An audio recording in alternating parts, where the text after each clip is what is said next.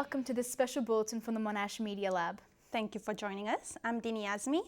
And I'm Briana Mondin. Tens of thousands of protesters have brought Melbourne's CBD to a standstill as part of a worldwide climate rally. Inspired by teenage Swedish activist Greta Thunberg, students walked out of school in order to send a strong message to the government that climate action is needed. Nick Zakaria was there. In a wave of signs and banners, today's message was clear. What do we want? Climate action! We want it now! Tens of thousands of students put down their pens and rallied in the CBD, taking part in a worldwide protest against climate change. Well, we are marching for climate change strike, and it means a lot because we know how our world is changing and we know that it's dying. And so we want to march towards it. We want to help make everyone understand that if we keep on going like this, it's not going to work. Treasury Gardens became ground zero for the strike as climate activists demanded the government to take action. Hopefully there'll be some more action from our political leaders. My motivation is I don't believe enough has been done to protect the future generations, which is me. From parents and children to everything in between. The protests brought the city to a standstill, with authorities blocking off nearby streets.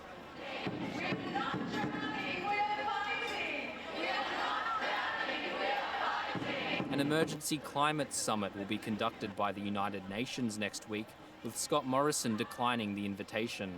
The fight continues for these students, hoping that today's protests will push for some sort of action to be taken in the fight against climate change. Nick Zakaria, Mojo News. Recycling our food waste is being made easier for Victorians, with local councils introducing a food and garden organics bin composting system.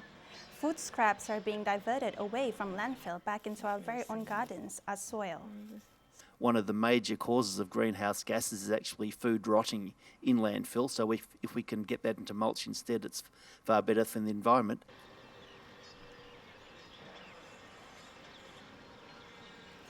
Around 250,000 tonnes of preventable food waste is sent to garbage dumps each year. Train line upgrades continue to cause disruptions for Frankston Line commuters as Carrum Station closes until the beginning of next year. Level crossing removal has allowed some sections of the line to run smoothly. Shuttle buses are operating to connect Carrum commuters. Getting buses as an alternative route has not been something that I could actually do because it would just take too long. The state's biggest transport overhaul aims to reduce congestion and improve mobility. Commuters are being asked for their patience during this time. The Victorian government is making sweeping changes to classrooms across the state, banning the use of mobile phones in all public schools. The policy will attempt to tackle increasing rates of cyberbullying while removing a classroom distraction. Georgie Peake explains. Victorian state schools will see a no phones policy implemented from Term 1 2020. From the first bell to the last, students will be made to switch off their phones and keep them in their lockers, unless their devices are needed to monitor medical conditions.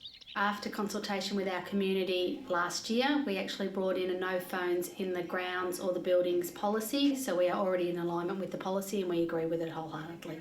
The Department of Education has built this policy by working with schools such as Glenara College, who implemented their own regulations to help improve student experience. The department says they hope the policy will be a step towards reducing cyberbullying. It's a problem for parents, families, schools, all over. Any steps in the direction to help us manage and work with the kids to find the best solution is the way forward.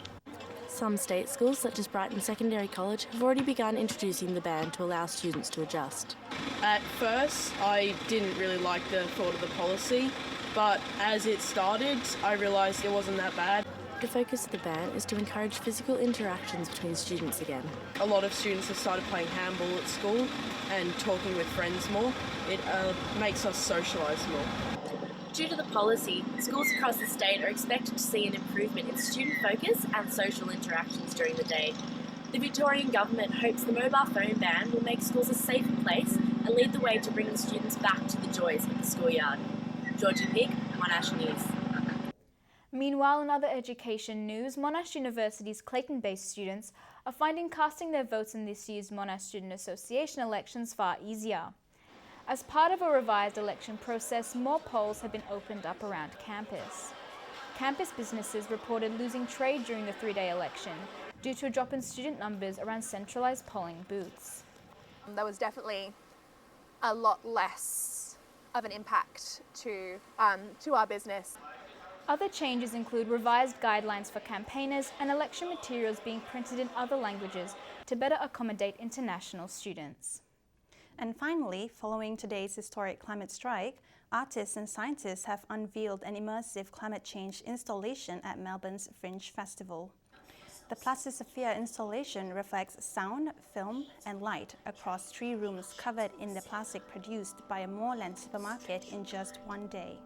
Its creators raising awareness of how plastic use will impact future generations. You have these actors telling us what their future is like, as if they're the people from the future, to make it seem a lot more real for us. Plastisphere is part of Melbourne Fringe Festival, being held across 170 venues until the end of September. That's all we have time for today. We hope you've enjoyed this special bulletin from the Monash Media Lab. We'll see you next time. Goodbye. Goodbye.